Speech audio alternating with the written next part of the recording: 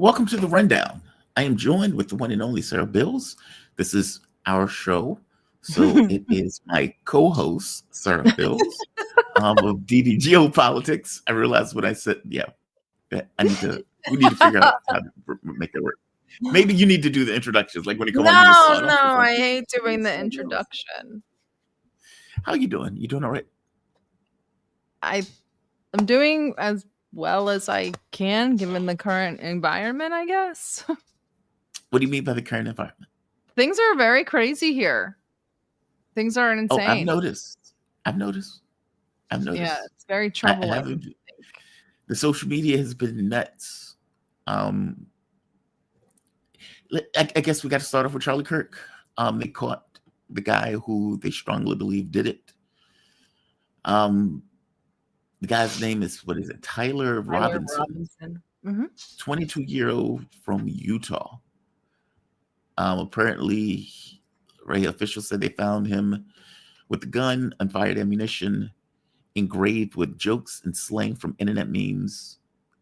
Words like he's a fascist, catch, etc. He grew up in a Republican household. They said he was quiet, reserved. I don't know what he is now. Let me ask you this. The thing that I found very weird, and maybe it's not weird, it's interesting. So Peter Turchin, the one who wrote End Times, sent out a newsletter. Sure. And in it, he was pointing out the amount of assassinations and the uptick in assassinations. Because I know conservatives want to make people think that this is the only one that has taken place. Right. This is one of many, and many of which have been against Democrats, so they can shut up about this nonsense. What I found very weird is this war of narratives. Oh, yes, that's what's the most troubling. Yeah, go ahead. Exactly what I wanted to talk about. Well, go for it. I mean, my thing is like, I want to hear what Turchin said. So Turchin's. So I gotta be honest, I didn't get to read the entirety of the article. I just saw he was talking about the number of assassinations, but he was also talking about political violence and the uptick in political violence and how there's been more assassinations now than there have been for the last X number of decades. And obviously for him, he's looking at this in the context of society unraveling, like a civil war or something like that. That's coming to fruition. The war narratives has been very strange because it's almost like liberals and conservatives have been fighting over, well, this guy had a transgender boyfriend. So, this explains it. Or he lived with a transgender parent. And then his grandmother would come out and say, well, no, I mean, he was a conservative. For all we know, he was a conservative. And they are like fighting over what this guy is. It's like, no, he belongs in your camp. No, he belongs in your camp. That's so bizarre to me. And the grandstanding that has been taking place over Charlie Kirk's grave has been breathtaking. Oh, he was a saint. He was a hero. This is a civil rights killing. It's like, calm down right now. Y'all need to calm down. It's really obscene on both accounts. Incredibly obscene. And the narrative battles have been the most shocking. It's that desire to confirm your own bias and then sort of run with it. And every time some new bit of information comes out, you have to take a pause and like really think about who reported this. So, I mean, like, look at I guess today it was that I woke up to the transgender roommate news, probably around the time I woke up, right? Yes. We go in, I'm like, well, who's the source?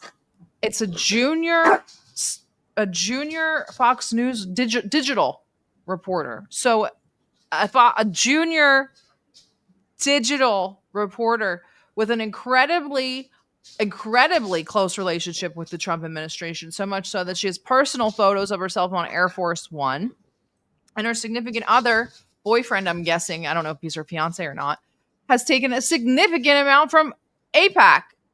Right.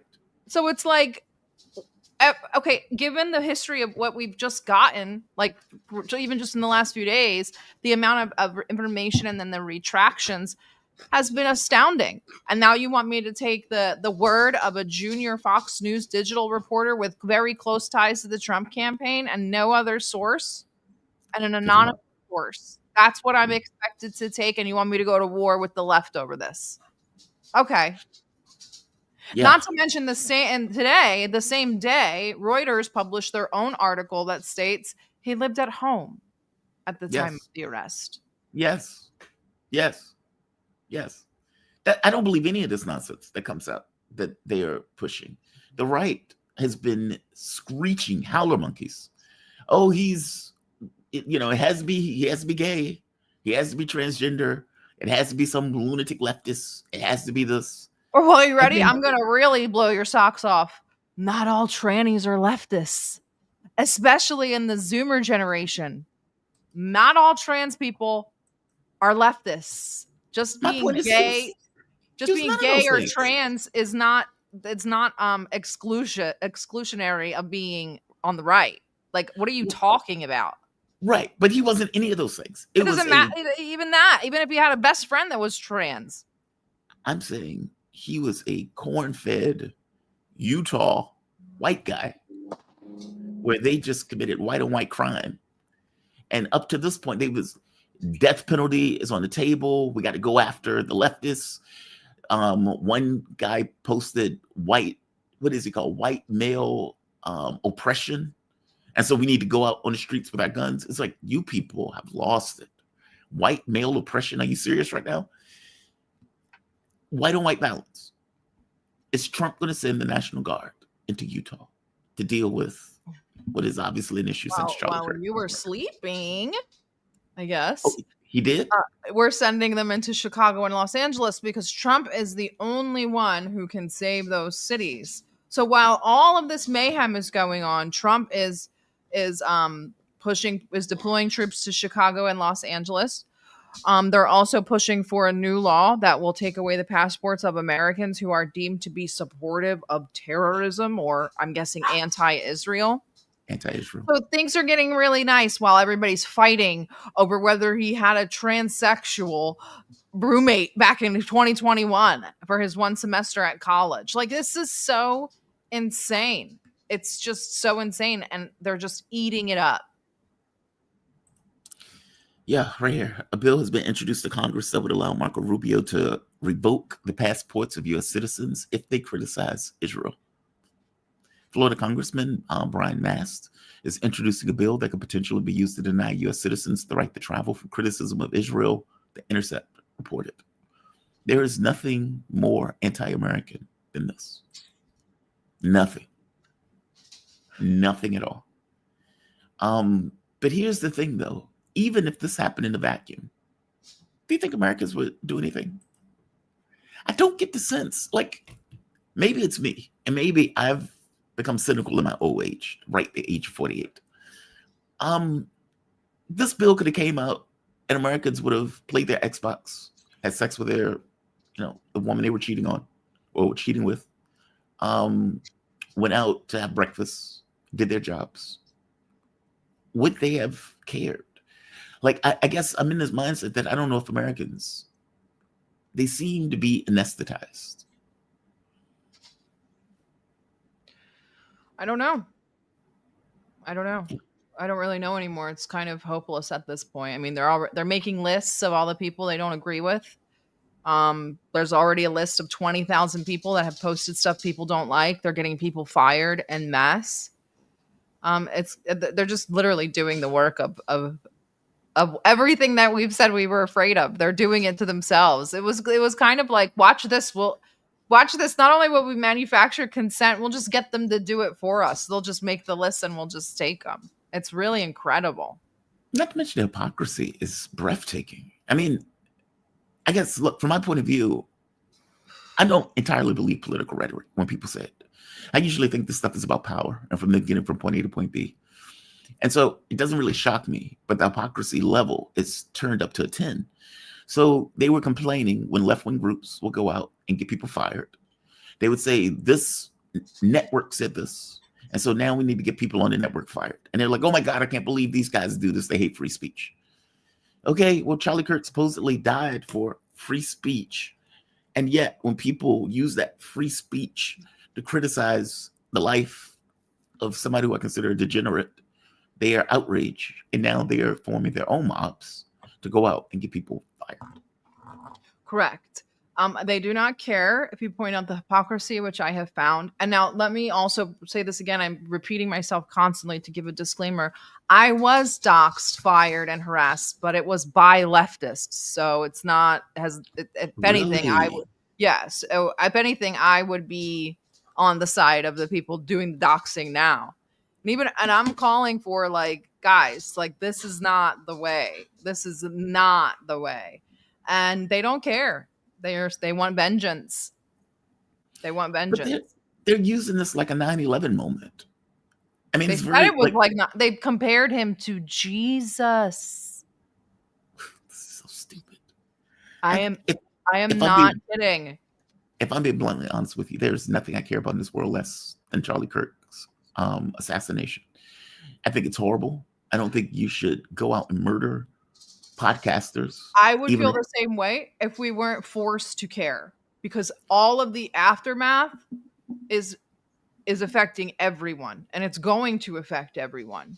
Anybody who uses social media will be affected, or anybody that is there's another law that they're introducing called the Charlie Kirk Act. You should look that one up. The Charlie Kirk Act, which will go after anyone in the media that says things that the government doesn't like. They're acting as if Charlie Kirk doesn't have oceans of videos saying atrocious shit. That's what they're acting like. And I don't know where they get this from. Like, to make the argument that Charlie Kirk was assassinated, I mean, and honestly, this says a lot about the right to me.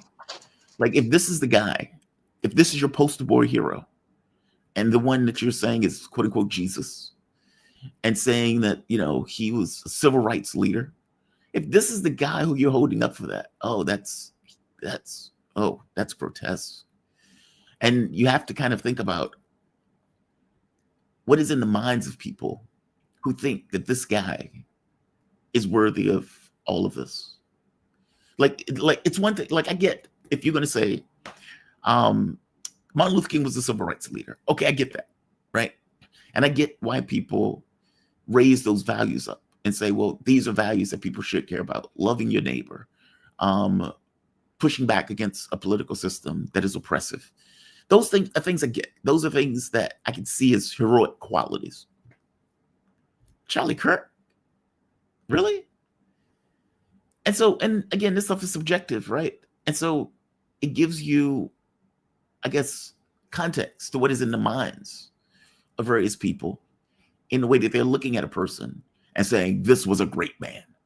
Okay, that tells me a lot about you, that you think that guy who got murdered was a great man based on the life that guy lived. That tells me a lot. But again, they're using this as a pretext for whatever the hell they wanted to do anyway. You know, if you felt the white man was being oppressed, okay, well, here's your white man oppressed moment. Charlie Kirk got murdered, and now we can go out with guns because Charlie Kirk got murdered. It's like, hey, you realize it was a white guy that did it, right?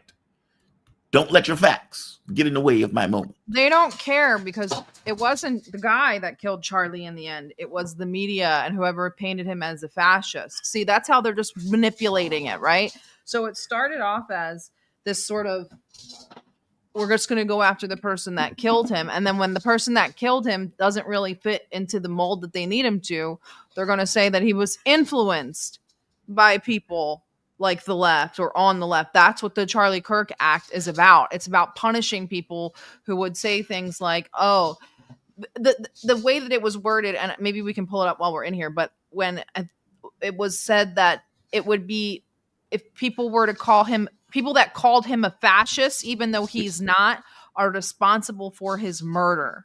So it's basically saying, like, if we sat here and we said, oh, so-and-so is a fascist or he espouses fascistic views, we could be seen as potentially influencing someone who has anti-fascist views to go out and then incite violence against that person. It's the most retarded, sick stuff I've ever seen. It's so manipulative and so biased. It's just... Good luck with that. Good luck with that. I mean, yeah, good luck with that. I put it to you this way: if that's the case, when Charlie Kirk went out and laughed at Nancy Pelosi's husband's getting nearly beat within an inch of his life with a hammer, then what the hell is that? Like, meaning the right doesn't have any leeway on this. They can scream all they want, but they really don't. And I hate to do this, but I hate to do this, but they've called for the assassinations of people like Jackson Hinkle. They have called for the assassinations of other activists. They have called for the assassinations of AOC. They have called for all kinds of assassinations of people on the left. I'm not saying Charlie Kirk deserved to die, but this is your wake up call. I mean, we have posts and posts and posts of people wanting to get Jackson Hinkle assassinated, whether he was in Yemen, Venezuela, Russia. There have been multiple times. Yeah. Multiple people have stated that they wanted him assassinated. And now those people are clutching their pearls. This is what it does. And I said it, I think it said it on your stream on Thursday. Like, all violence begets violence, but so does niceness, and so does fascism, and so does racism. So I don't know what to tell you. If you want to continuously put out negativity in the world, there's that negativity has to have somewhere to go. Yeah. Yeah. Charlie Kirk was the same guy who was like, yeah, when I get on an airplane and it's a black pilot, I don't know if I'm safe. And it's like, okay, but they would say, he's not racist at all. He's not racist at all. Like, there are oceans of stuff that this guy said. And it's not even like, oh, all of these negative quotes have been attributed to him. Take the negative quotes that were wrong out. There are oceans of video of him saying racist, hateful stuff on air. And as you point out, the right, these are the Second Amendment people. Like, these are the people who, if you make an argument to me that, well, it's worth keeping the Second Amendment, even if we have school shootings. Okay, well, that's a point of view. Can we not pretend like that point of view didn't exist by the guy who got killed by somebody using their Second Amendment rights? Maybe unfortunately using them, but using them nonetheless. I mean, come on. Like, it's outrageous to me that this is the nonsense that they're running with. But they are screaming to the hilt. And so what you end up with is this weird propaganda war with the left wing saying, nope, that guy was one of yours that murdered him. And the right wing coming up with any kind of narrative that they can come up with to try to get away from the fact that a white guy from Utah, the most conservative states in the United States, murdered Charlie Kirk. Right. And I think that also we're forgetting that, like, this is a very, like, older, maybe millennial, Gen X and boomer idea that left and right even really exist in that binary sense anymore. Right. Zoomers don't exist on that plane. And even younger millennials don't. They don't exist on that plane at all. This is like, they're totally different. It's a different ideology. It doesn't ascribe to left or right. Doesn't even exist in those terms. It's more of an accelerationist, nihilistic, a disaffected ideology. It's meme culture. It's LARP core. It's edgelord stuff. It's all, that's what it's called. It's called LARP core. And even if the stuff on the bullets was true, let's go with the hypothetical that stuff is true. If you actually research what that stuff is, it's from memes and video games. It's not an ideology. The one that says, like, catch this fascist, that's from a video game, a very, like, lesser known video game that's like about killing bugs, not fascist. Interesting. And then, like, the uwu or whatever it was about the bulge thing, like, that's a meme. That's like a furry kid meme. Like, all of these things are just memes. And so this another reason why that stuff interested me, people ran with it. And no, nobody's blaming video games. I'm saying the saying came from a video game, and then, like, people pulled it from the video game and then started using it in their sort of everyday conversations on these sort of forums and stuff. But I actually went into full, like, I did the research on the school shooter from the Catholic school. That school shooter obviously had ideology all over his guns and his bullets.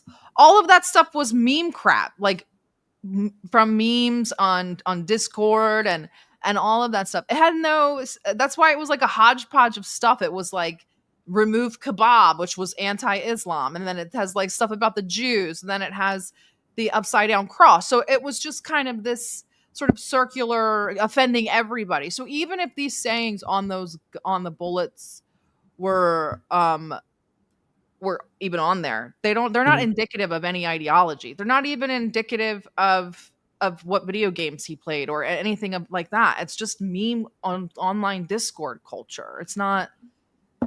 You said something that I think nails it. Nihilism. It's this nihilistic.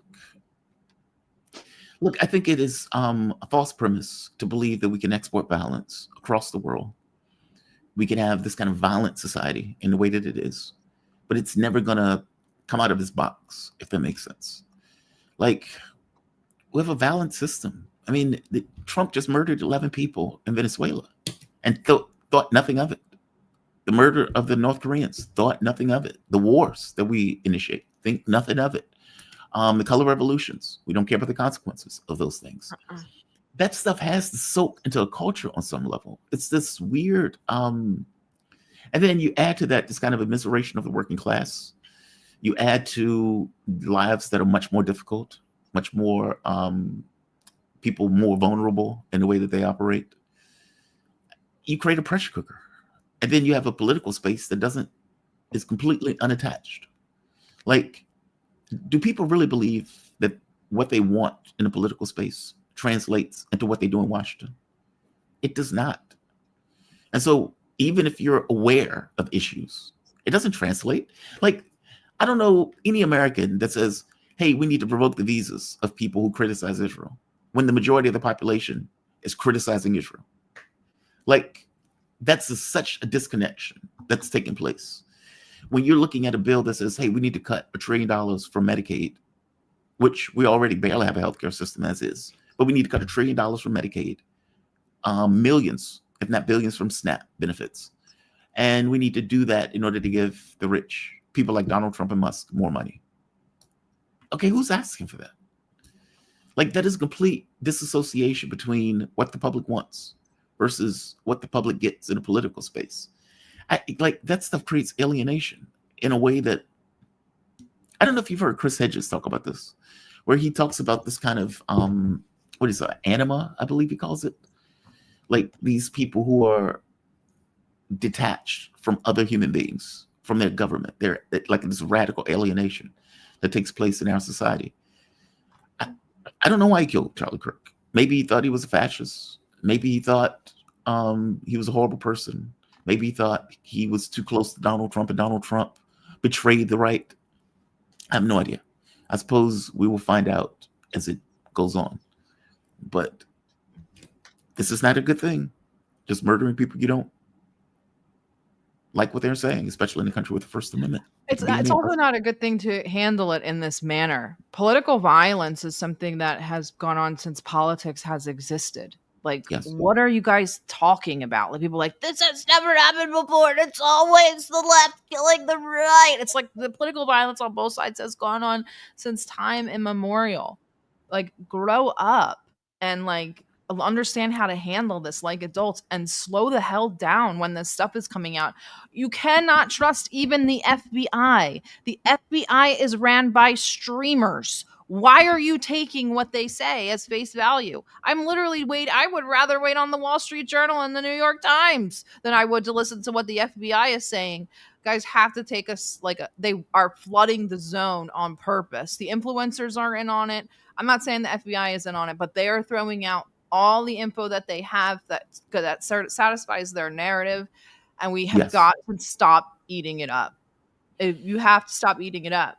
I'm not asking, I'm not going to be like, everybody must come together and kumbaya, and like, we've got to unite. That's never going to happen. But to react in this manner is not normal and is going to perpetuate more chaos and more hysteria. But they're not doing this because, I think they're doing this for reasons. I don't think this is random. Whether they have a memory of it or not, whether they memory hold all of the other assassinations and assassination attempts or not, I don't know. But I don't know if they react in this way purely because this is just the way they're reacting. I mean, to say Charlie Kirk is a hero is nonsense. It's almost like they're looking to deify something for some other reason. For You know example, why? the man who killed Democrat lawmaker Melissa Hortman. Oh, they don't care about that. He was a Waltz appointee. He was a Democrat, remember? But that's my point. Like this idea that they're going with, like, it only happens on the left. It's like, you guys are idiots if you think that. You guys are idiots. And I don't even know how many think that. The man charged with attempted assassination of Josh Shapiro. The man convicted of orchestrating a series of shooting in homes of 4 Democratic elected officials in New Mexico. That was in 2022. The guy was a Trump supporter. The man who tried to kidnap Nancy Pelosi and beat her husband Paul to death, nearly to death, an inch within his life.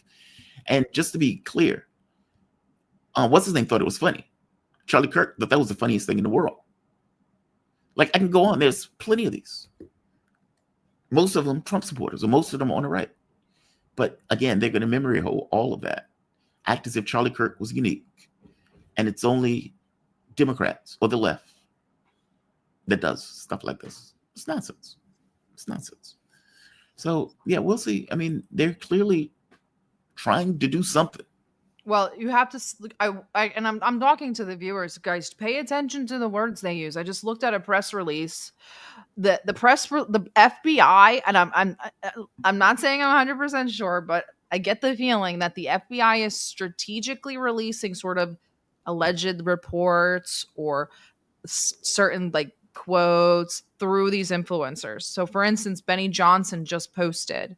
Let me pull it up just so I can get the verbiage right. Mm-hmm. He just posted that he heard from the FBI something. Wait, can you share it on yours? No. I can't do screen share. I don't. How do I give you permission to do that, or can I give you permission to do that? Okay, here we go. Let me see if I can get it. Why don't you have that power? That sucks. There you go. You got it? It's on the bottom. You have to add it. You have to add the screen. Yeah. So here is the post. Just spoke with top FBI official who made it clear that they have not ruled out co-conspirators in Charlie Kirk's assassination. So this is the quote. That assumption is premature. The investigation is just beginning. An enormous amount of evidence has been seized, and both digital and physical. End quote.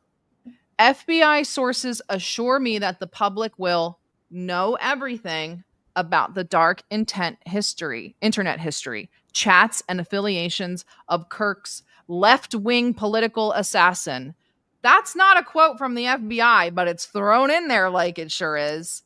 This is leading language. This is manipulation. This is what they're all doing. This is what these influencers are doing. People need to pay attention to this. Who the hell said that his assassin was left-wing? A left-wing political assassin. Yeah. Who said any? What proof do you have that he's even left-wing? Nothing. None. Yeah.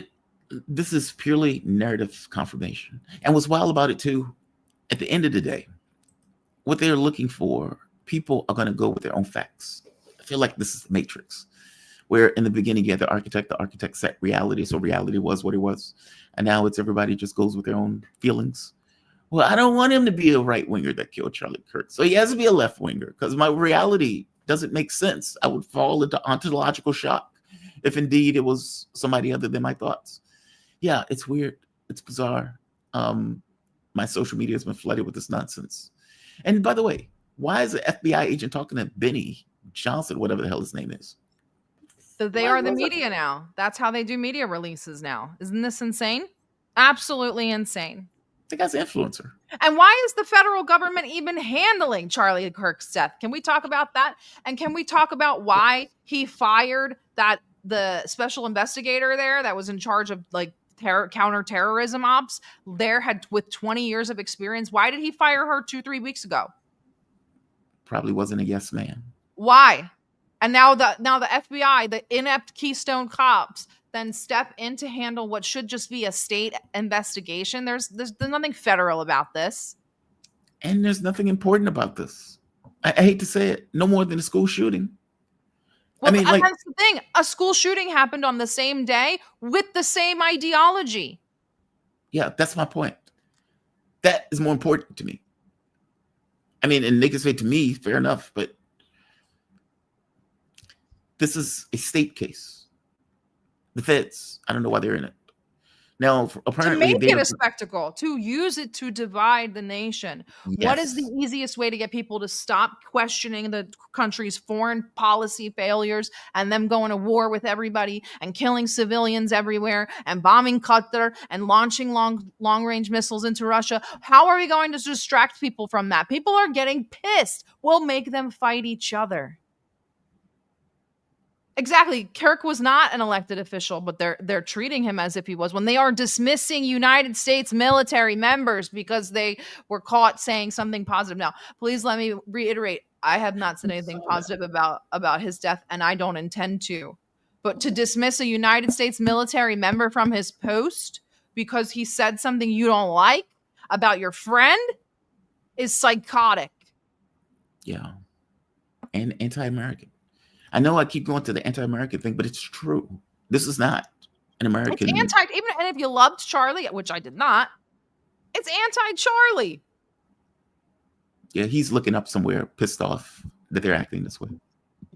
It's like, why are you guys acting this way? Anybody have any cold water?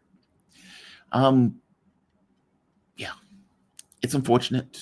This is going to be flooding, as you point out, flooding the zone for hashtag reasons. They're marching in South Korea screaming, "We are Charlie Kirk." Why would they see that? Why? Why? In South Korea? Yes. And then the UK's rally, Tommy Robinson's Zionist extravaganza, was a dedication to Charlie Kirk today. I'm sorry, I find this to be absurd. I just do. Right. I just do. And weird that the British March was sponsored by TPUSA even prior to his death. Who runs TPUSA? Candace Owens' husband.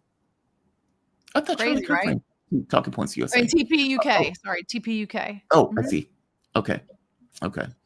So the right wing is apparently using this for some kind of political weapon or political ends, and they've been grandstanding ever since. Okay, fair enough. I mean, if a left-wing figure got killed, they would have did the same thing to some degree. I mean, it depends on who it was, but this is over the top. This is very over the top, especially for the life that Charlie Kirk led. Did you watch the statements from the wife? I did not. Calling her voice a battle cry. These people are calling for violence. Then they're going to say, she said, my voice, the voice of this widow will be heard like a battle cry around the world. This is normal. See, I fought her less, though. If I was married and my wife got killed and it was a political thing. Then she said, go to tpusa.com. Go to tpusa.com. Join the movement. If you do not have a local chapter, start one. Go to tpusa.com. I'm not kidding. It's bananas. I believe you. I'm just saying I'm more forgiving of the wife. I'm less forgiving of these other idiots. The wife, I get. Like, imagine like you're married, your husband gets killed. Jamar, she posted a video on Instagram today of an intimate moment of her kissing his hands while he's in the casket and someone else is videoing her. Okay? I'm trying to chalk it up to them being like of the Zoomer class where you live your whole life online and like that's just what you do. But it is the most look it up, please. It's very please. cringy. I want your reaction. Please look it up. It's very cringy. No, look it up. It's not cringy. It's on bizarre. Instagram. You can find it anywhere. You can find it on Twitter, Instagram. Okay. It's everywhere. All right. So I don't know if maybe I grew up in a Roman Catholic family. Our mourning was like for the family and friends. You weren't allowed to have cameras near a casket. My grandparents would have whooped my ass if I brought a camera near a casket. Okay, I'm trying to find. Wait a minute. Is this it?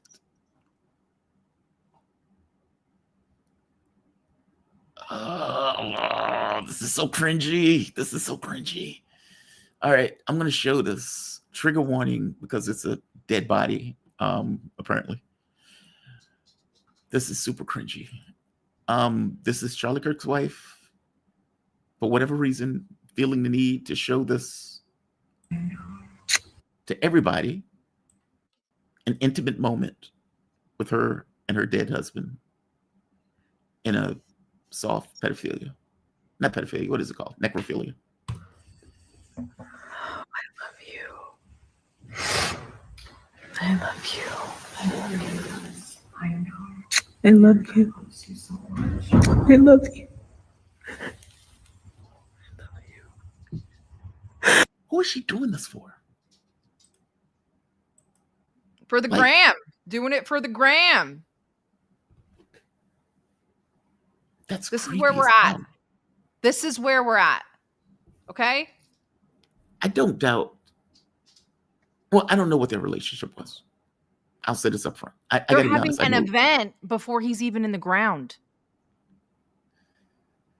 It's almost like they're milking this for whatever they can get out of it, including her. They're all bizarre. Yeah, it's very strange. Yeah, it's very strange. I get it I get it if she's alone at the casket of somebody she loved that has died. Okay, maybe I get that. But this feels like dramatics for dramatic sake, for dramatic effect. I need to bleed in front of the audience. I need to, show how much, almost like a virtue signal. I need to show how much I love you in a very tangible way. The kissing of the hand. I understand you're like grieving and you want, and like I've seen that happen. I'm not into it.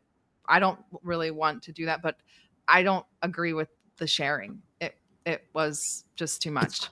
It's creepy. It's just creepy. It feels like you're doing this for the camera as opposed to this kind of just intimate moment with your dead husband. I mean, the audience can make their take on it, but I would have never put this on air. I would have never filmed this if it was me. And maybe you're right. Maybe I'm old and, this is a Zoomer generation, so they put all of this stuff on. And who has the camera and is saying that this is a good idea? Another good question. Oh, I love you. Is that his real dead body? Yeah. I love you. I love you. I love you.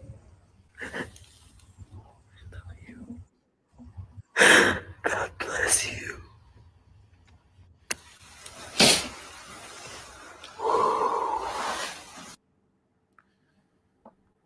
What's that symbol? It's a coin. I mean,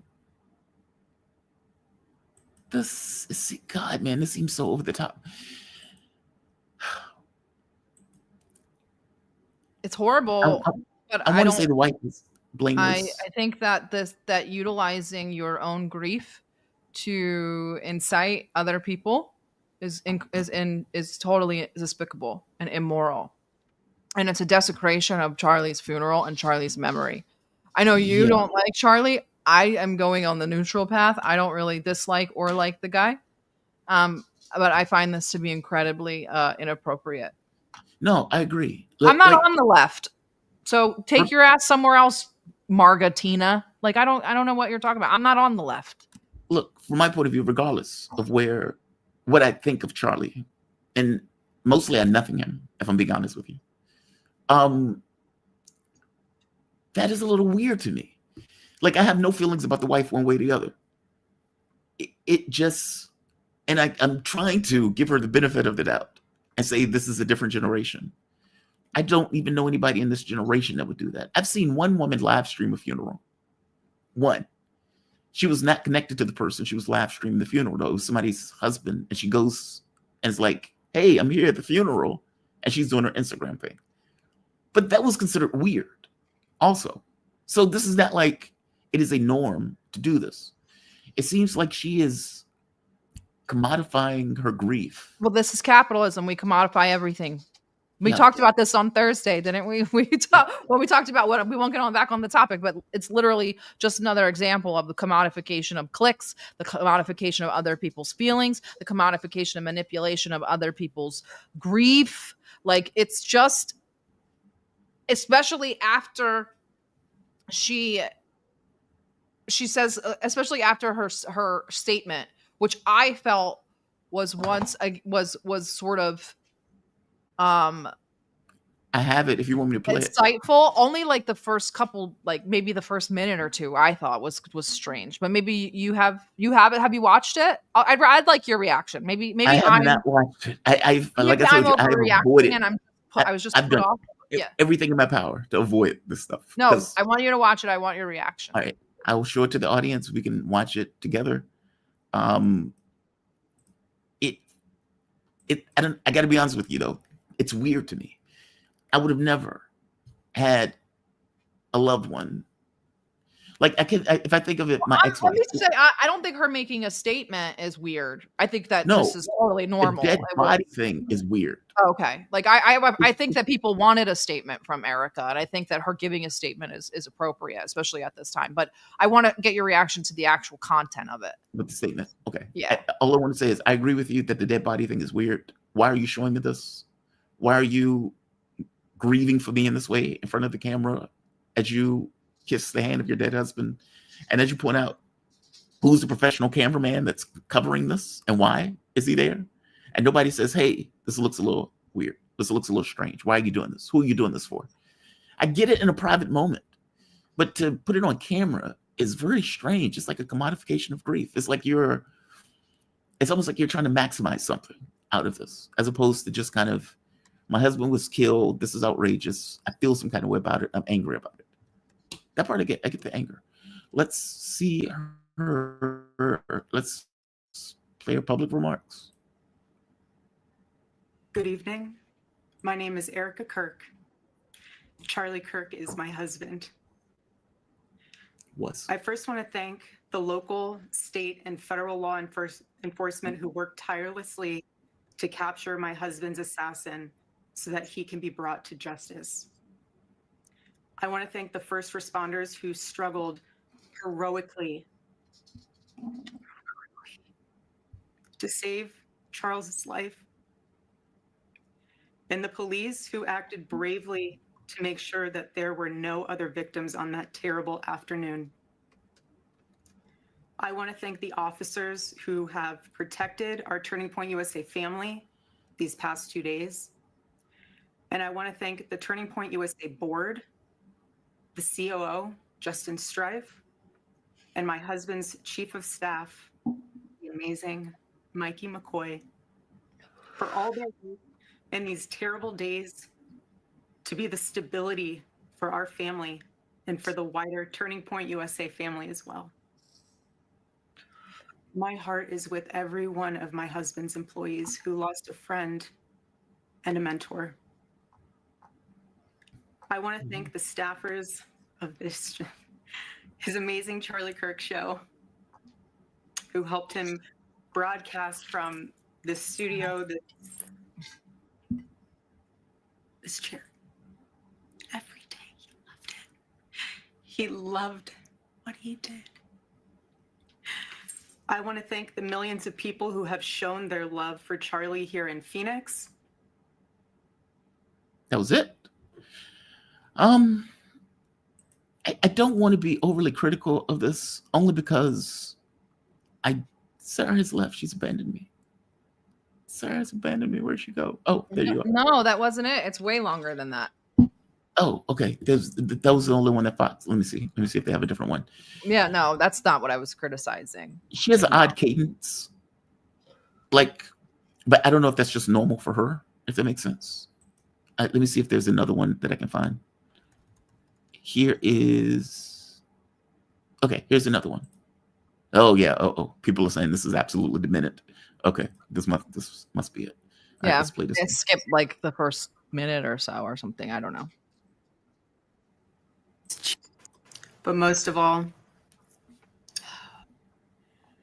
Charlie loved his children, and he loved me with all of his heart. And I knew that. Every day I knew that. He made sure I knew that every day. Every day he would ask me, how can I serve you better? How can I be a better husband? How can I be a better father? Every day. Every day. Such a good man. He still is a good man. He was the perfect father. He was the perfect husband. Charlie always believed that God's design for marriage and the family was absolutely amazing, and it is. It is, and it was the greatest joy of his life. And over, he would tell all these young people to come and find their future spouse, become wives and husbands and parents. And the reason why is because he wanted you all to experience what he had and still has. He wanted everyone to bring heaven into this earth through love and joy that comes from raising a family. That's not it. That's not it either. Mm-mm. I mean, let me just say this. I hate it when people lie. Do you honestly believe that Charlie Kirk woke up every morning and said, "How can I serve you? How can I be a better husband to you? I've been married." That's not what happens. Here, I'll send it to the private chat, but yeah. Oh, okay. There Thank we you. go. Yeah, I've been married. I mean, there are days that are good, there are days that are rough. But I know of no one who wakes up and asks their wife, "How can I be a better husband to you? How can I be a better man?" Oh, I mean, that 16 might be minutes. true. That's a very Christian thing to do. Waking up every morning, 365 days a year. Well, I don't know about every day, but she You have might a be cold, being flu, hyperbolic, but I'm sure you're he asked constipated. her. Do you know where in this? Because this is 60 minutes. And I don't know if you want to watch. I don't know if you're that committed to that life to watch 60 minutes of this. He did. Okay, let's skip to it. Shit was amazing. Maybe like 3 minutes in. Okay, let's skip to it. Let's see, 3 minutes. The final conversations that he had on this earth, my husband witnessed for his Lord and Savior, Jesus Christ.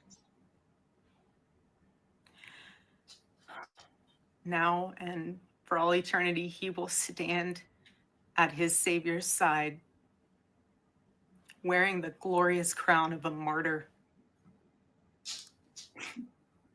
Charlie loved life. He loved his life. He loved America. He loved nature, which helped him always bring him closer to God. He loved the Chicago Cubs. And my goodness, did he love the Oregon Ducks. Want me to say go Ducks, so I have to since they play on Saturday. So go Ducks. But most of all, Charlie loved his children. And he loved me with all of his heart. Saw that Marriage part. and the family was absolutely amazing, and it is. It is. Charlie always said that if he ever ran for office, I know a lot of you asked if he ever was going to, but privately he told me if he ever did run for office that his top priority would be to revive the American family. One of Charlie's favorite Bible verses was Keep going. Ephesians 5, verse 20. Okay. My husband laid down his life for me. Here we go. Okay, let me back up just a little bit. All No, right, that's here we fine. go. Just keep going. Oh, okay. For our nation, for our children. He showed the ultimate and true covenantal love. Covenantal love. Ever have the words to describe the loss that I feel in my heart. I honestly have no idea what any of this means. I know that God does, but I don't. He wanted his life. I know you do too. To start families. I refuse to let that happen. It will not die. Okay, go to 8.5 minutes. Okay, 8.5. Yeah, I probably should have had this ready before. No, you're fine. You're fine. I legit hadn't seen it. Like I said, this has gotten so thick to me, and I've realized when I get to the point of saying I hate everybody, that I just need to disengage from it. So, all right, this is 8:30. Come on. In this world, you have no idea. You have no idea the fire that you have ignited within this wife. The cries of this widow will echo around the world like a battle cry. Wow.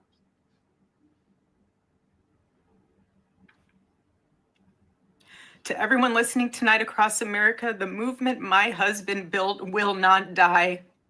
It won't. I refuse to let that happen. It will not die. All of us will refuse to let that happen. No one will ever forget my husband's name, and I will make sure of it. It will become stronger, bolder, louder, and greater than ever. My husband's mission will not end, not even for a moment. And one of Charlie's greatest talents was his ability, this phenomenal ability to choose great people to follow him. She said, my battle cry. Before she said that, you have no idea what you've okay, so ignited. obviously You have no idea what you've unleashed. So obviously she was committed to the cause. It wasn't like my ex-wife, where it's like, okay, you're married. I think she's more committed to that cause than he is. I think she's more zealous about it. Don't forget, Charlie's cause before recently was making sure that he brought white college kids into the conservative movement as zealous evangelical Zionists. That's the mission. So, yeah, she seems committed. And it's being infused with this idea of we need to make a martyr out of Charlie. And we need to keep this mission he's going. next to Christ. He's sitting next to Christ. Which I never understood why people even wanted that. Like when the preacher used to say stuff like, they will be in heaven at the side of Christ forever. It's like, God, that sucks. I don't even like being in my room for a day. Like, why would I want to be with some random guy? If you were with Jesus, you would be happy forever. But I just think that it's very weird. I think that it's very, not to say that he's with Jesus. That's normal. That's normal for a religious person. The whole thing was was unsettling to me. Well, the first part made sense. I want to thank everybody, et cetera, et cetera. And then it transitioned. It was like a hard transition. You heard it in her voice. Her voice started to get angry. Yeah. Which I get. I give her leeway and get it angry. Like, can you imagine somebody blowing your husband away? Even if the guy is detestable. I don't think Charlie Kirk woke up in the morning thinking to himself he was detestable. And as you pointed out, they were true believers in this stuff. Somebody murdered her husband. And she also mentions the evildoers. Yeah. There's a lot of coded Christian language. You should go back in there and like watch the whole thing. But she quotes the Bible. She mentions the evildoers. She mentions like how they're going to crush the evildoers. We don't know who the evildoers are yet, but she says we don't know what she thinks she know. Well, she might know. She might know. You don't know what you've unleashed. Right. What did I unleash, Mama My Bear? battle cry. Well, the sound, how theatrical. The sound of this widow's voice will echo around the world like a battle cry. But see, I don't know her. Like, she may just be dramatic. She's a right, like her doing the thing with the dead body, where she's like effectively molesting a dead body. Okay, well, you're doing that on camera. That's pretty dramatic. And then you're making this battle cry speech. That's pretty dramatic. Unless the more cynical part of me, and I need Talking Point USA to keep going.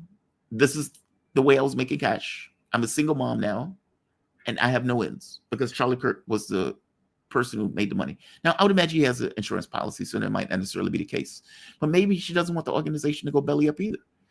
Like, there could be multiple things. I mean, she may be angry if I give her the benefit of the doubt and says she loved her husband. Her husband has just been murdered. She's angry. I get it. That's a human reaction. It's also a human reaction to be concerned about your kids and your own well-being. Again, she's a bit dramatic, but considering what the right wing has been saying, she's feeding into it, effectively leveraging his death to feed into this anger that's out there. Yeah, if I got murdered, I would hope my wife is angry also. If I'm being honest, just, Yeah, I guess you're right. Probably I don't know if I want her to give being the battle too cry hard- speech. I'm probably being too hard on her. I don't She is know. I don't theatrical. know how Midwestern or Southwestern evangelical Christians are. So admittedly, that's a culture I don't understand. So Right. I don't know them. Maybe this is how they act. That's what I said when I saw the video. I was like, well, that's weird to me, but I don't really know how It's very theatrical. evangelical Christians treat a dead body. Yeah, that So, too. I mean, maybe that's what they do. But to put it on camera is the part that's bizarre. Maybe Because that's to what put it they on- do. But I've never seen anybody. To be fair, I've never looked. So put it in context. To put something on camera comes across as you're putting it on camera for a reason.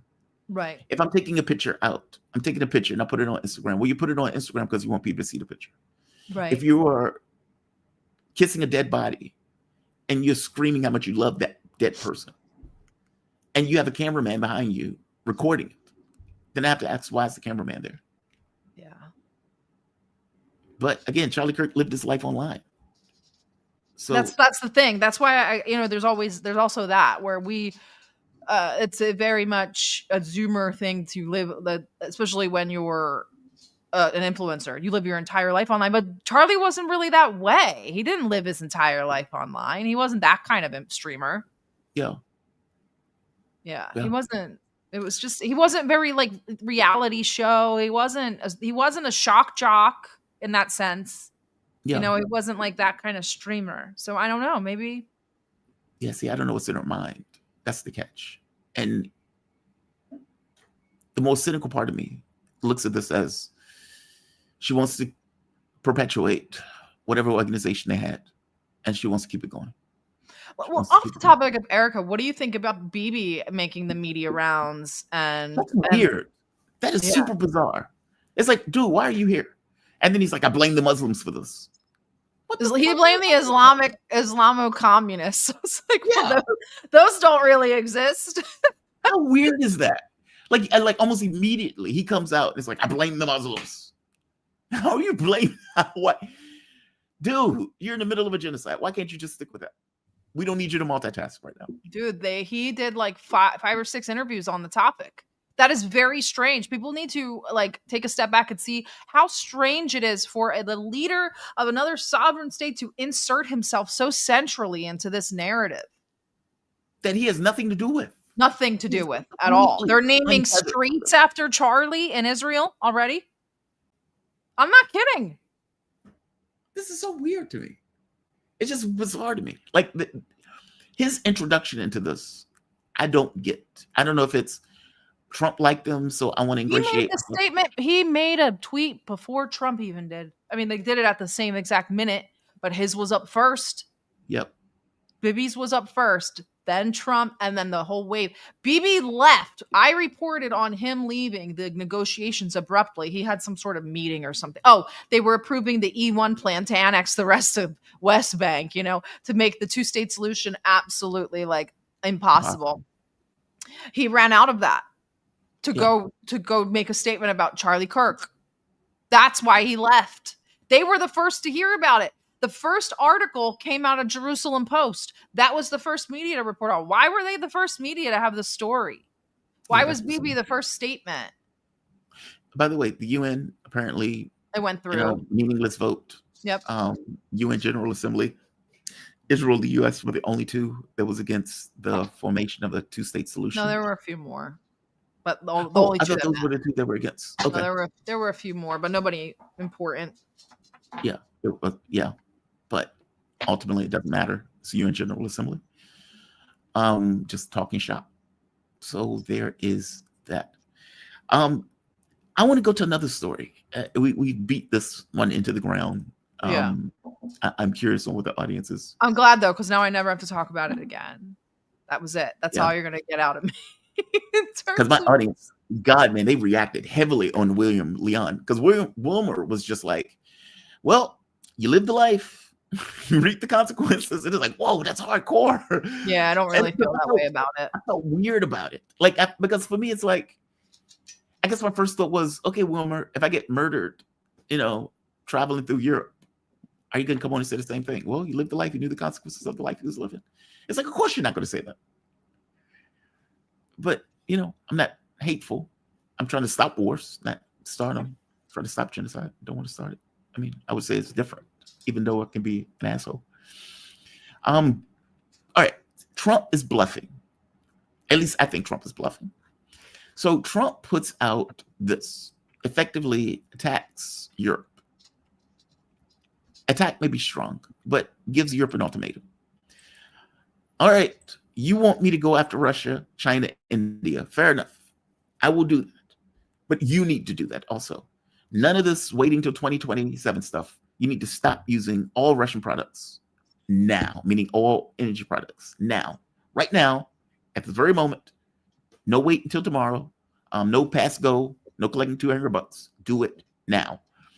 And he says a letter sent by President Donald Trump to all NATO nations and the world, quote, I am ready to do major sanctions on Russia when all NATO nations have agreed and started to do the same thing.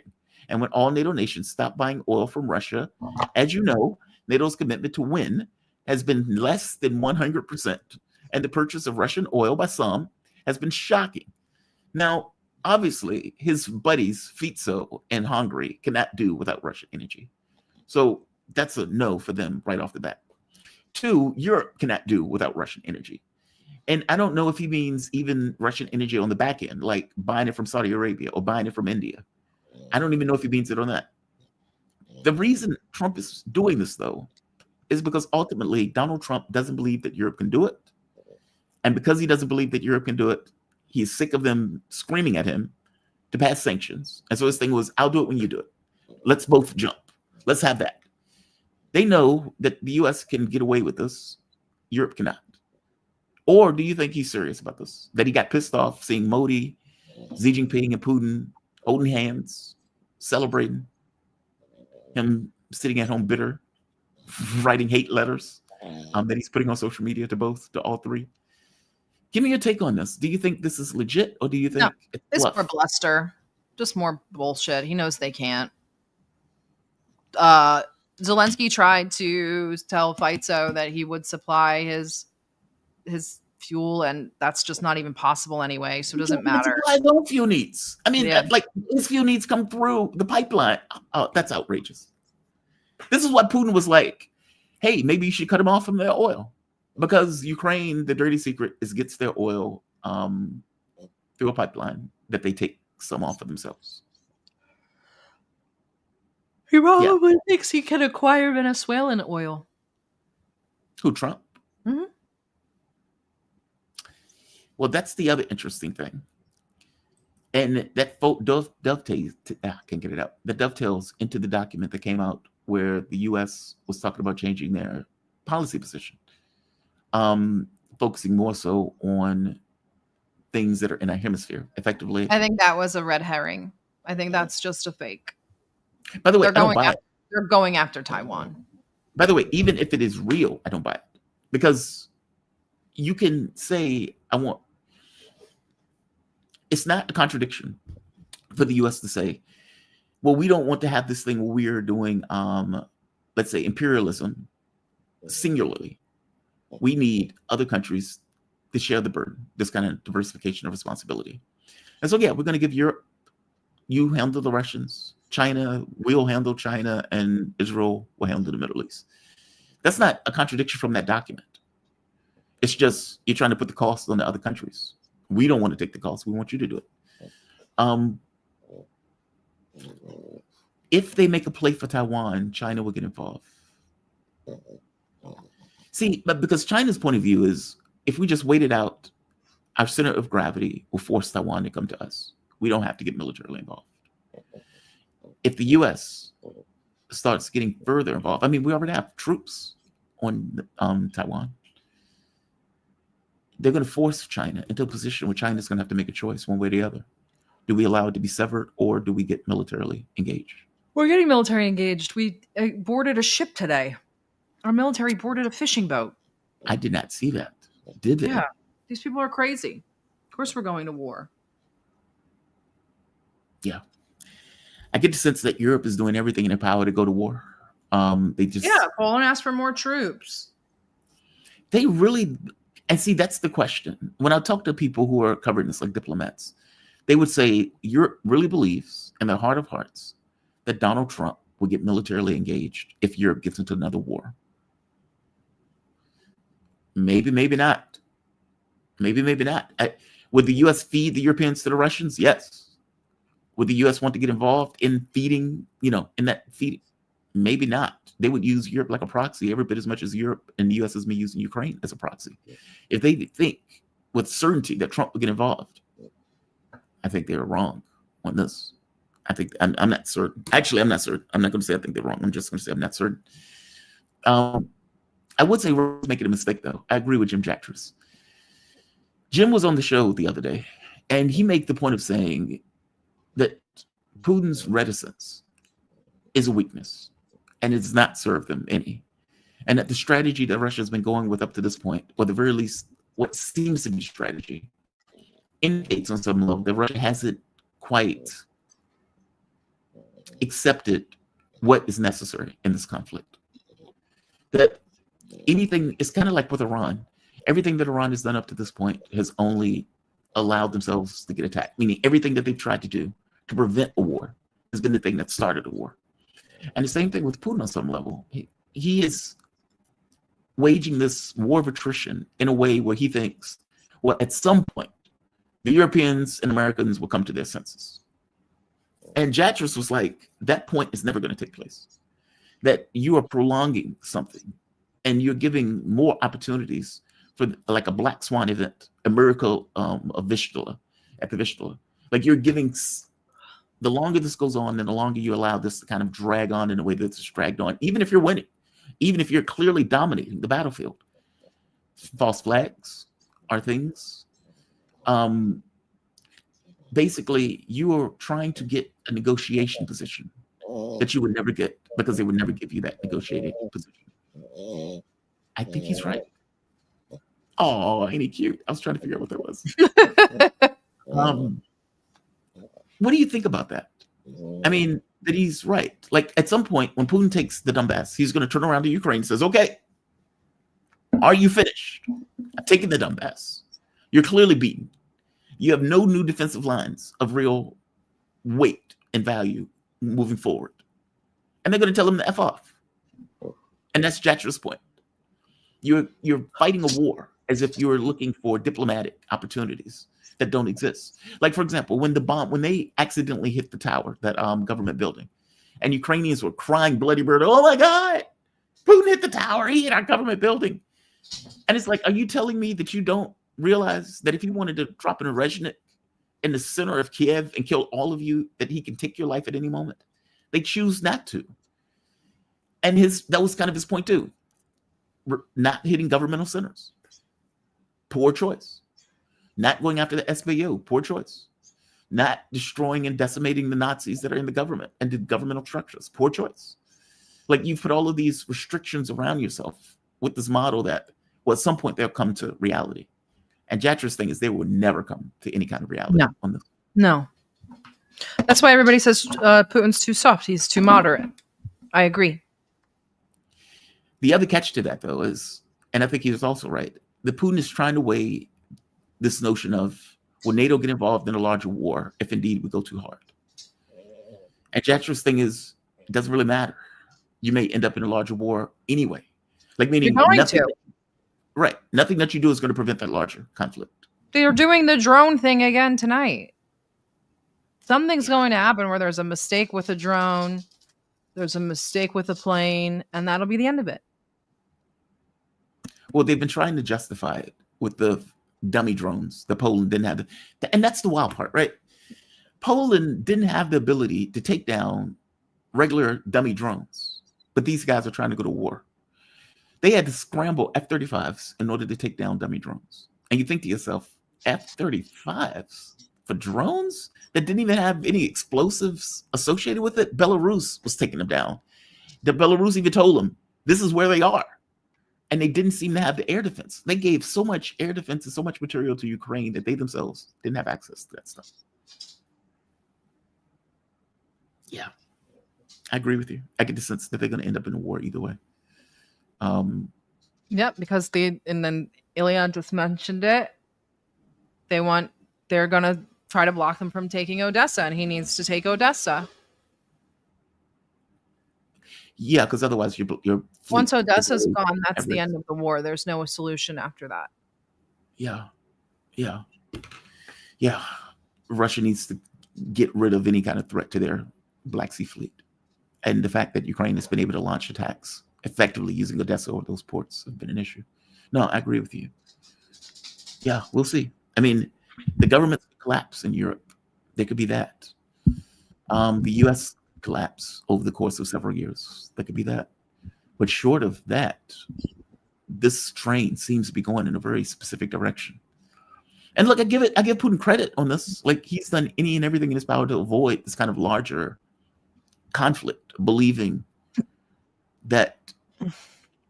And see, that's the thing, right? When you're in that position, your first thought is probably, how do I prevent a larger war? Or at the very least, how do I push this off for us to get prepared for a larger war?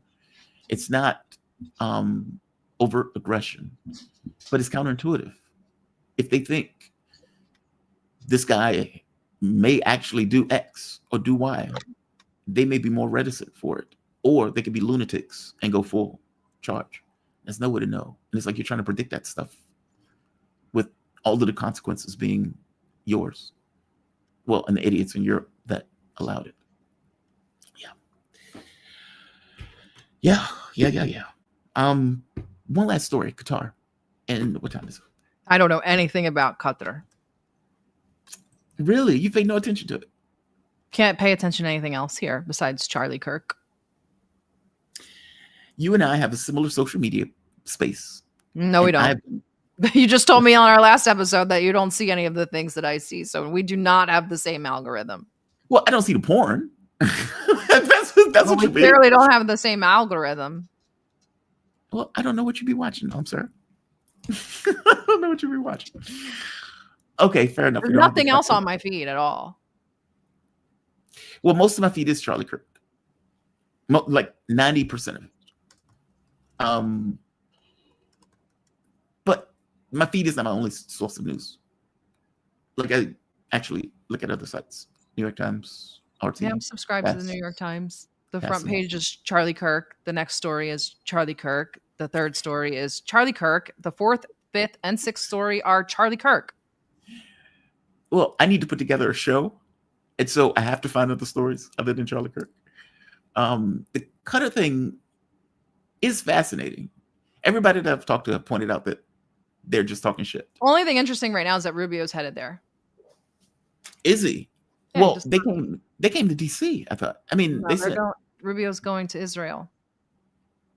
Wait, Israel or Qatar? Oh, he's going to both. He's going to Israel to talk about the strike on Qatar. They are protesting far too much. I don't believe for a moment that the U.S. wasn't in on it. This is Trump's MO. Lure people into this idea of negotiations and then attack the people that are in negotiations.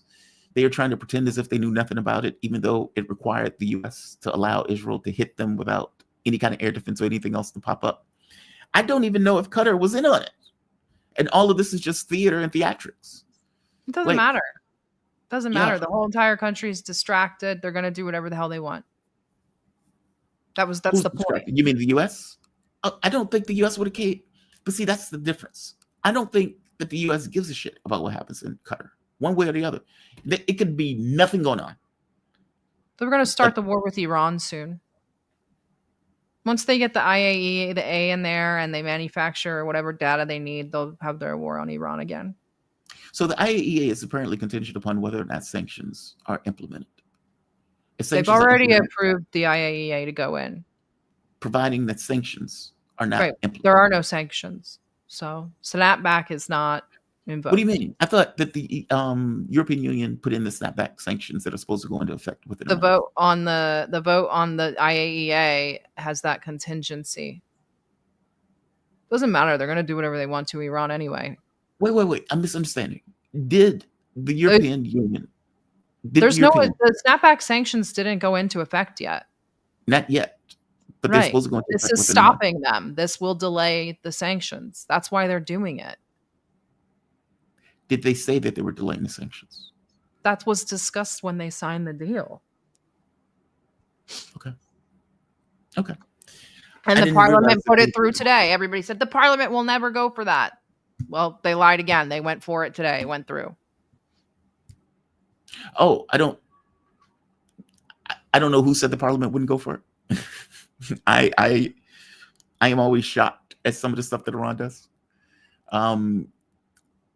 This is not shocking to me that they would try to get rid of sanctions for it.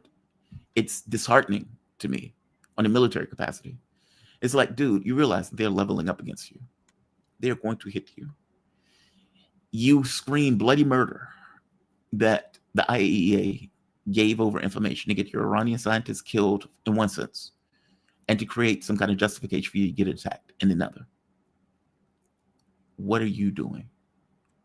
And yet, Grassi. Relying on other people's goodwill. That's what Iran's doing. And see, that was Jim Jatcher's thing about Putin also. Like, because my thing was, there's no way that the Russians really believe this nonsense coming out of the US.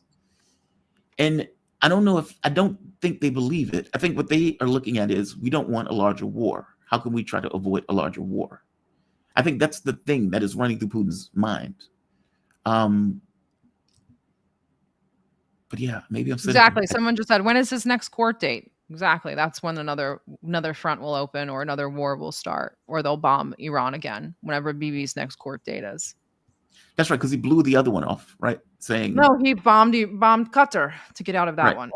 Yeah. Oh. So. Yeah. Well, the Egyptians, Qataris, Saudis, mind you, the missile had to go through Saudi airspace. So keep that as a factoid. The Saudis are like, we're with you for as long as it takes. We got your back, which I never understand what that means. Egypt is coming out saying we need to have a Gulf Arab. Okay, they just signed a huge $1 billion contract with Israel. Who cares? None of these people mean anything they say. Right there.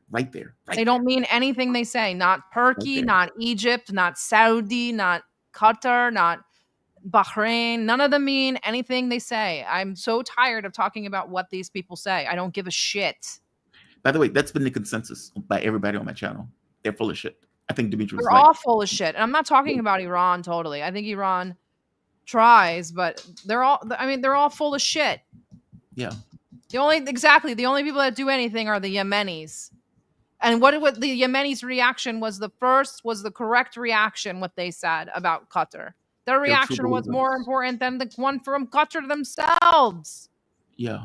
And Iran even came out, was like, dude, just shut up if you're not going to do anything, just shut up.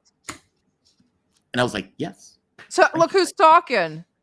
I thought that too, but I wasn't going to go there. I was trying to give him a benefit of the doubt on that one.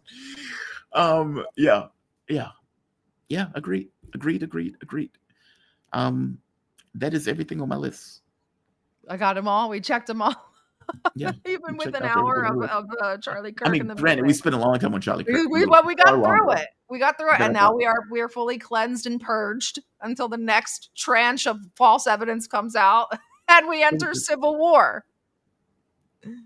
Yeah, they're trying. Turchin is pushing that angle. I mean, he fully believes the U.S. is at the cusp of some upheaval. I mean, granted, he's basing this stuff on historical context, almost like a psychohistory. And the book is really, what's the word I'm looking for? It's convincing. It's a convincing argument. So we'll see. I mean, and you're seeing it, the assassinations and everything else. I mean, I don't know. I don't see the political instrument in the United States being able to accommodate any real change. It seems this is unsustainable. It's unsustainable. Yeah. And then the question becomes, okay, now what's next? I don't know. I think we have super chats. Let's go through the super chats. Okay. Let's see. Incognito Negro. Incognito. All right. It says Sarah, the comms rows. The cornrows are missing. I can't have cornrows. It'll rip my hair out. You have cornrows? It's a great look for you. Love your commentary. You have cornrows? No, I've never had cornrows. I wasn't sure. Maybe I thought you might have had them one day. $1? Nathaniel Westerman super chat. Thank you, Nathaniel. Hey, I appreciate any. Look at your audience is so hard on me. Look at this one. What do you mean? My audience loves you. For the Sarah most part. decided to look pretty today and not like she's doing work around the house. On Thursday mornings, that is 5:30 in the morning for me. That's like, so wrong. That's so wrong. That's so wrong. All right, next. Sarah wakes up at 6:30 to do this show. Well, you wake up at 5:30, but it's 6:30 in the morning when you're doing the show. In the same way that I wake up today looking blurry-eyed, just trying to, it's like, damn it, I need coffee. Same difference with 30 minutes earlier. So give her a break. Damn, really doing me Give her dirty. a break. No, I got to be honest with you. You have He got dressed. Jamal dresses like old black uncle doing janitor work. Doing janitor work. In my basement. This is my comfort wear. I'm in my comfort wear. It's 7 in the morning. Like it's 7 a.m. here. And I have to get up at like 6 o'clock in order to get the video straight and everything else. I am in my comfort wear. This is my comfort wear. It's like, dude, you're normally in a suit. What happened? No, honestly, when you first came on the show, people used to complain. I was like, oh my God, why is Sarah here? I'm leaving. And then you could see it change over where it's like, oh my God, she's great. Oh my God, she's awesome. Jamal, you're wrong, man. It changed. They give me a hard time. I like it. It's changed. They've grown on. They've grown to you. I've grown on you. I've grown on you guys. Like I do. Newton? Infiltrating and subverting. Subversion. Charlie Kirk, the straw that breaks the camel's back. Who would have guessed that? They needed something. I don't think that it's the fact that it's Charlie. I think that he fit really well, but I think that they really needed something to break open the dam regardless. It was like going to be. Yeah, it was going to be something. Obviously, I would have never guessed Charlie. Yeah, I will take that advice. Maybe Nathaniel will run away with me. Well, America is cooked. America's cooked. Run away. Jamal already did. So I left for financial reasons. I didn't realize things were going to just accelerate to that level of fuckery. Yeah, I didn't realize. Yeah, I didn't realize it. I mean, it's unfortunate. You're about to run off with Nathaniel. Do you even know Nathaniel? It's like a random guy that you're about random to guy. run off with. It's random person. Yeah. All right. I gets in where I fits in. Who is worse, Christian Zionists or Arab Zionists? Oofda. Arab Zionists. I'm gonna go with Christian Zionists because I have to live near them. So I don't really live near them. I'll say Arab Zionists because it's such a contradiction. Yeah. Like it's submission to this larger entity. Because Lath hit that. When Lath was like, these guys are traitors to Islam. They're submitting to Judaism or this Zionism entity, which is just fucking weird. Jamal, like you left the US for good. No, I have not. Louise, thank you. We're getting all these super chats now. I have always valued both of your insight and analysis. I also think you both always look fabulous. Thank you. Thank you, Louise Brooks. I've always valued it. Yeah, normally I'm in a suit. Normally, when you're in the suit, I'm in the hoodie. When I'm all fresh and you're waking up, so we're balancing each other. Let's see. What is this? Lojojo. Jamal, I feel weird about everything. Do you always feel weird? I don't always feel weird. It's just, it seems like we're in an odd space right now. I mean, it just feels, I was about to say very weird, but it feels like we're in a very odd space. We are. And I do feel some kind of way about Kirk getting killed. Not because I feel anything about Kirk, but we do the same job in many respects. Well, I don't go to colleges and abuse children, but. Well, there's that, right? Yeah. There's that. Well, he got his ass handed to him at Oxford. But we do the same job, right? And we tend to be, I don't know about you. I'm not as inflammatory, but I am now thinking about it as well. Changing never occurred to me. Yeah, no. Just the thought that, okay, somebody can be wiped off the face of the earth because people don't like their take. Yeah, I guess that was always the case, right? But shit, it brings it home. Another super chat. It would be a good day to get a Russian Mir credit card. Yes, if you need help getting them, let me know. Well, I mean, we would need a Russian visa also. You don't need a Russian visa to get a Mir. To get a card. Well, I mean, I would imagine you're getting the Mir card because you're leaving the U.S. to go to Russia.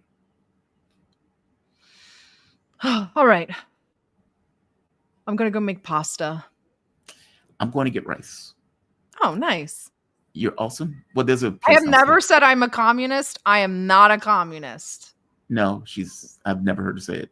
Caleb is a communist. Caleb Malton. I don't believe in the dissolution of the state. So I'm not a communist. Sorry, guys. Luis And Rose. I'm a hardcore nationalist. So You say you are a hardcore nationalist? yeah, I believe in nationalism. So why communists don't really believe in nationalism?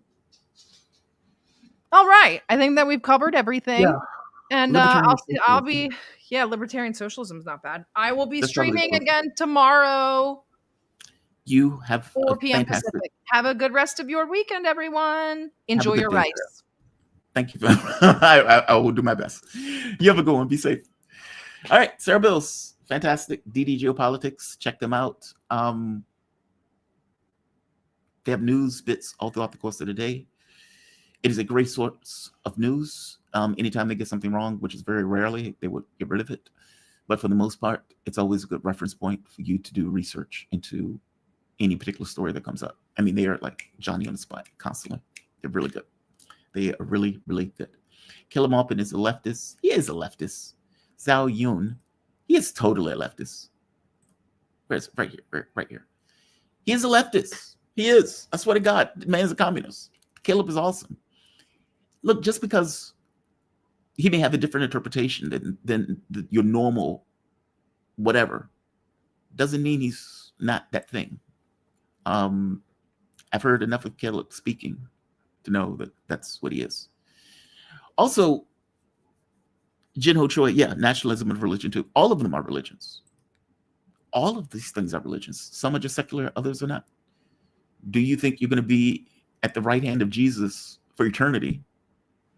Again, I don't know why you want to be on the right hand of a dude for eternity. Biking, fishing, playing chess, laying in the sun on the beach, gambling at a casino, smoking and drinking while you gamble. These are things that I would like for eternity. Right hand of some dude, no. Just no.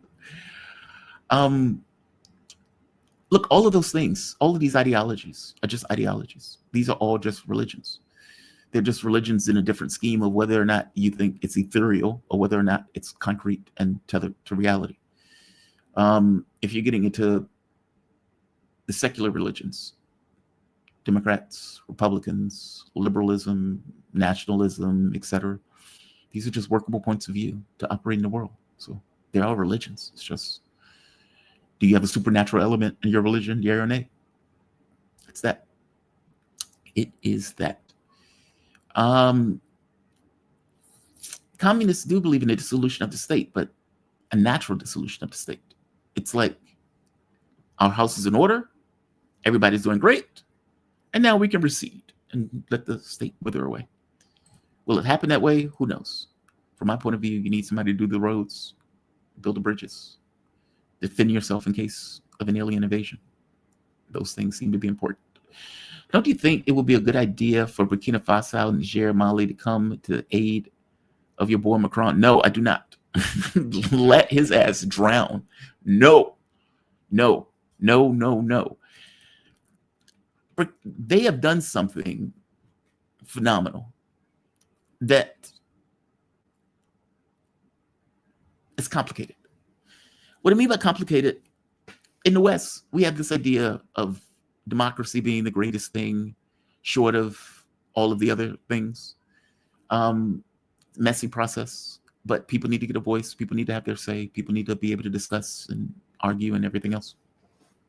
We hold this as a religious belief on some level. And maybe that religious belief is correct, even though the outcomes that we are experiencing now are not that great. Maybe you have a democracy for as long as you can defend it, or Republican for as long as you can defend it. I don't know. But there's also this colonial paternalism where you've raped the country blind for centuries or hundreds of years. And you give this patina of democracy as you still leverage control through other means of state. And this has taken place in various countries in Africa. And you get an overthrow of that state by what a quote unquote junta. But the junta is not enriching itself. The junta did it because there was no other way to do it in the democratic model that was set up for that external control of that government through this theatrics of democracy. It is weird or complicated because it's a junta that took it over. But again, the junta, it would be like Napoleon taking over France and bringing in these liberal values after the fact. It's kind of like that. It's one thing if the person was just behaving like a king and enriching themselves. It's another thing when the person is setting up a model for the country to function and operate and to accomplish the mechanisms of state that weren't being accomplished under this quote unquote democracy. It's a different thing. The catch becomes, okay, now these guys have access to their resources. They're building banks, they're building roads, they're building industry and everything else. They are rebuilding Africa with a certain amount of energy and everything else that's going into the people who are there. They're excited by this new norm. And then you look at ECOWAS and some of these other organizations that have less control.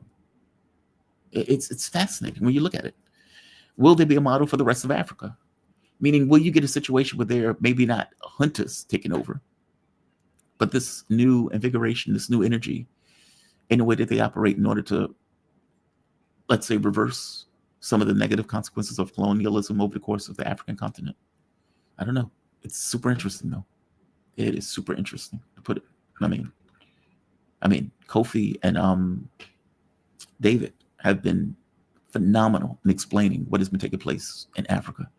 And there is an energy about it when they're discussing it and when they're talking about it that's infectious. And let's see, what is this one? Sparky. Why was Kash Patel saying he would see Charlie Kirk in Valhalla? I thought Charlie Kirk was a Christian. Did he say that for real, Sparky? Did he say that for real? He'll see him in Valhalla? That is hilarious if he indeed said that. All of this Christian imagery, it falls short with me. A man was murdered. That's what's true. A man was murdered for certain political beliefs that, again, I consider to be degenerate. That part is also true. This other stuff, there's no way to put in context. I have a hard time believing under Christian ideology that being okay with the genocide,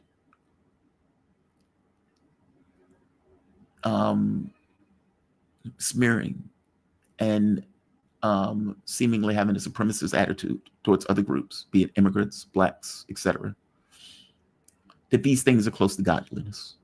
I just don't buy that premise. This is not a Jesus thing.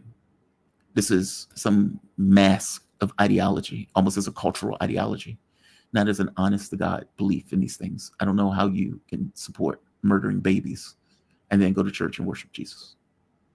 There's a disconnect in these things. Now, he may have thought that Jesus was okay with murdering babies. I just don't get that sense. I don't get that sense. So, they believe what they want, I suppose. Why are security teams that have assassination attempts not analyzed by the media? Well, that's also interesting. The media has this tendency to put on blinders when it doesn't want to see something. Like, think of the Trump assassination attempt, where the guy was in Ukraine. The guy was obviously connected in Ukraine to these neo-Nazis, comes back into the US, doesn't even get checked. And the media, under no circumstances, makes a connection between Trump vocally saying he wants to end the war, whether he wants to or not, and this guy coming in from Ukraine who wants to keep the war going, who just so happens to try to kill Trump. Blinders, complete blinders.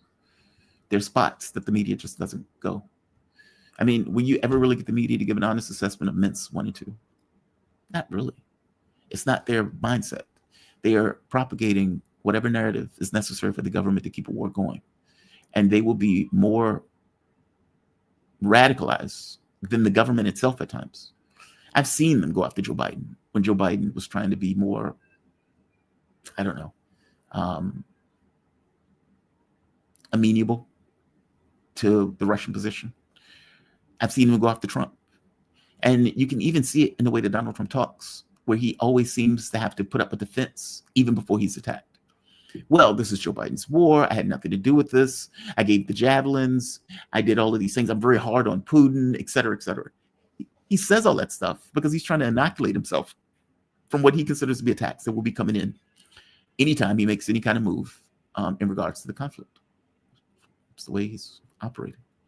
So I guess my point is, they do have blinders on.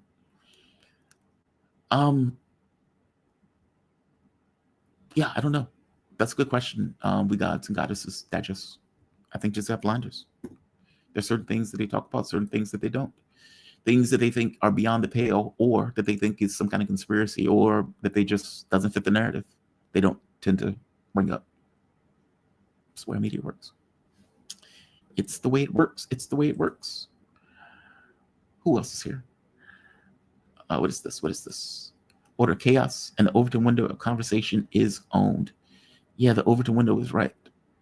I mean, they are flooding the zone with this idea that Charlie Kirk was some kind of hero, some icon, some, I barely even knew who Charlie Kirk was a couple of years ago.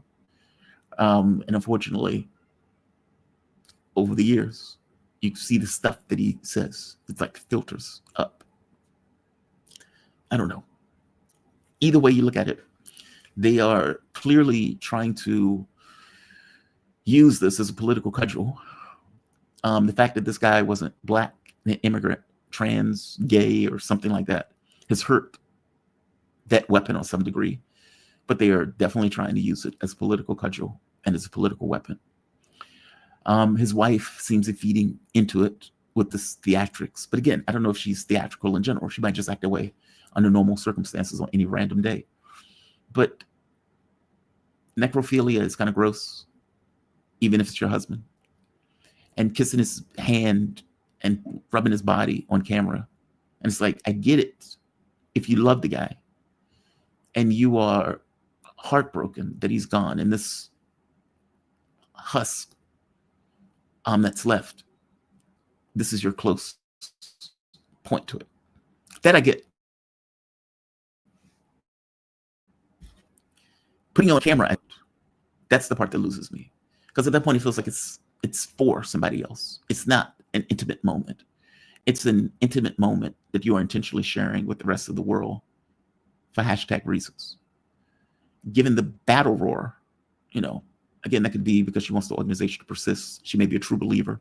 She might have been with Charlie, she may have loved her husband, but she also might have agreed with the ideology that he was with. Like, imagine being in a couple. You have a particular ideology about the world. Let's say, and your wife, girlfriend, whoever, has that exact ideology. Both of you are true believers, and both of you push the other person forward in regards to that belief set. She might be a true believer in whatever they believe in. So, yeah, she may have wanted the organization to continue. They seem to be using him as a martyr, which is just weird to me. But fair enough. That's what they're running with. And they're using him in this weird way of grandstanding. Like, it's almost like they're raising his dead body up as a battle standard for something. Hashtag reasons. I'm running with it. We should also be very clear on something, and I'll close after this. Donald Trump is intimately related to this. You have a grotesque president. That grotesque president, and let's be honest, all of them have been grotesque. I mean, Joe Biden has gotten so many people killed in Ukraine. Donald Trump is continuing getting those people killed.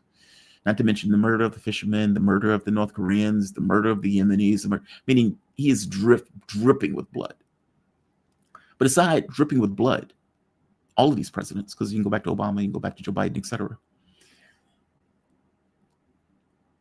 Donald Trump has ripped the mask off in a way that many other presidents hasn't. There was always this velvet glove over a fist in the way that we operated.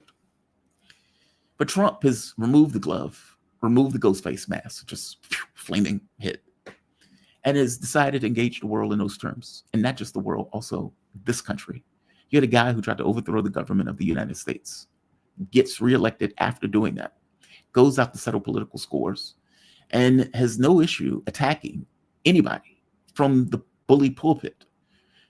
This notion of attacking down and hitting pretty much anybody that he wants, whether they're in Europe or whether they're in the United States. Okay, that's weird. Sending the military into other cities, Democrat cities, no less. And you have to ask, why is he doing that? And is there a larger goal and larger objective in mind in him doing that?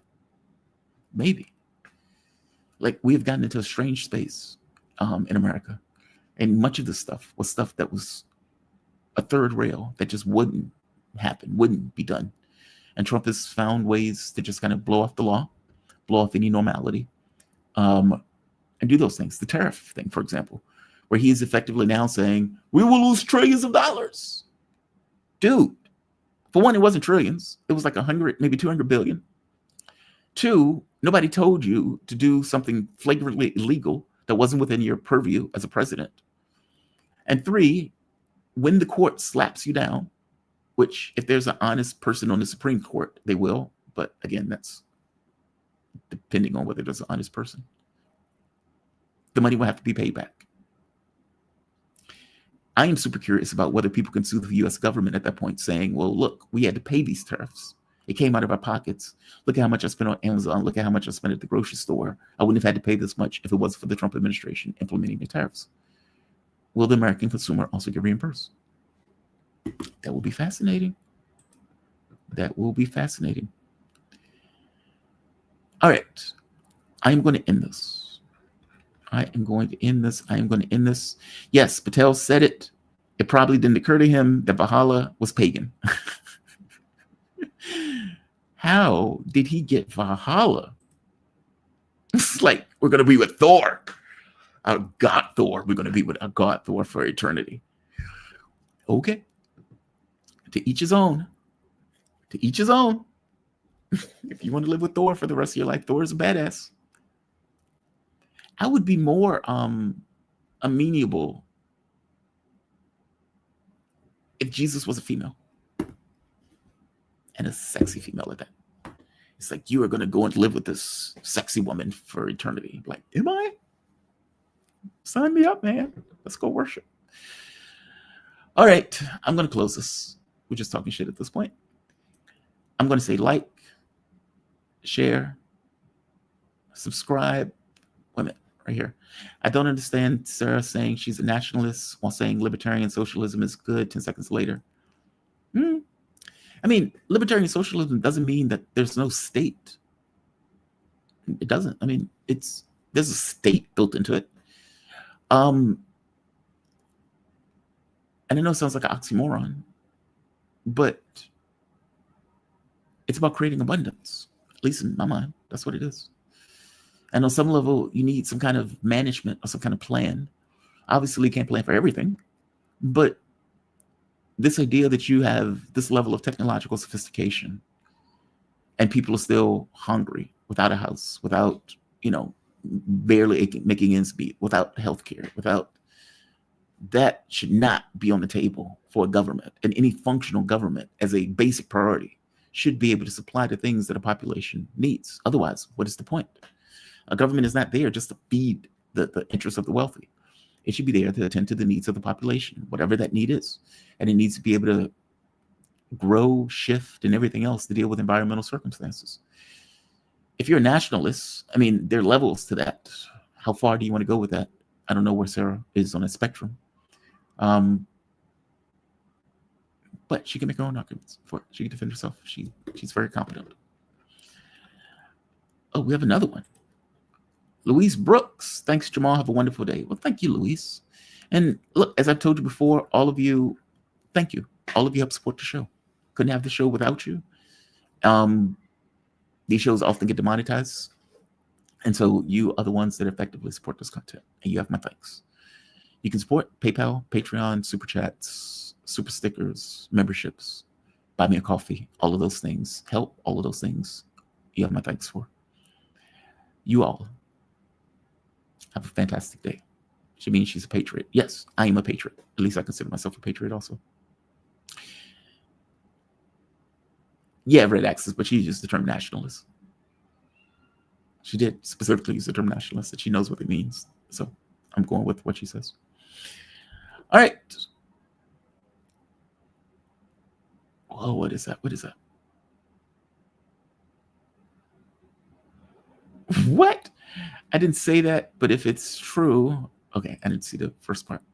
Wanda USA, was this your plan to talk about CK stuff? No, it wasn't. It wasn't, Wanda. It wasn't. It wasn't. I told you I have no feelings entirely about the Charlie Kirk stuff, short of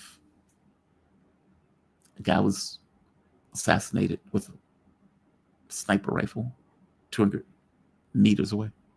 It just kind of happened that way. That was not the plan, Wanda. I promise you, that was not the plan.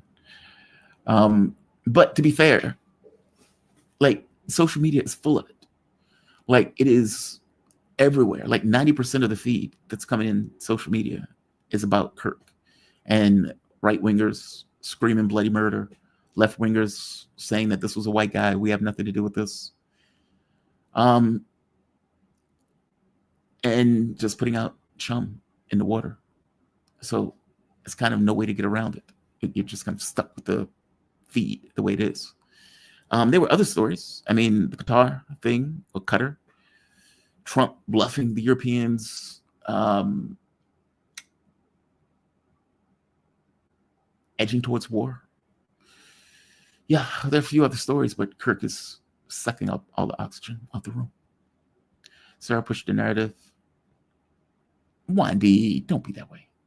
Don't be that way. She's my co-host on this show. And so we are both inundated with the story. That's all.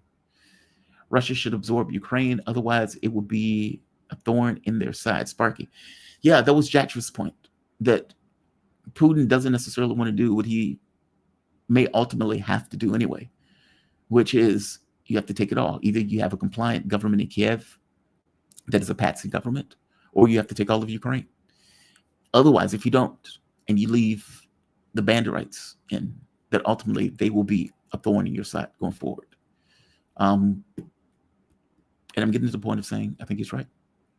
Like, it's not like the US and Europe. Can a US president accept a surrender document that the Russians give? That'll be hard.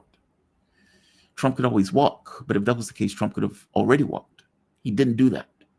And the longer he stays in it, the harder it is for him to do so, because he's more ingratiated in it the longer this goes on. If you were making a deal for minerals with this kind of Lend-Lease type agreement, then you can't say that you're not involved. If you're selling them weapons, knowing full well that they're going to use those weapons to propagate the war to the degree that they can propagate the war, then again, you can't say you're not involved. The missile systems that Donald Trump claimed to be given. Now, for one, we don't even know if those things are operational yet. Those things were supposed to be experimental. But still, it's this thing that you're lingering in this space. Yeah, he should have walked in the beginning. At this point, this is Trump's war. This is Trump's war. All right, guys, I'm going to close it out. What's this? Similarly, I can't pronounce it. Sam Elias.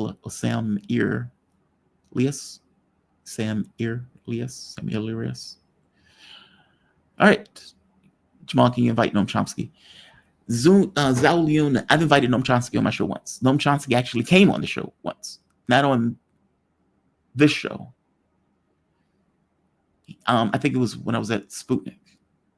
And what weirdly enough happened was they sent me on location for an assignment. I forget where. It was covering some event somewhere. At the exact day, or on the exact day that Chomsky was supposed to come on the show. So my co-host ended up being the one to interview Noam Chomsky. It's like, bastard. It's like, you bastard. Took my interview. All right. I'm calling it a day. You all be safe. You be kind to the degree that you can be kind.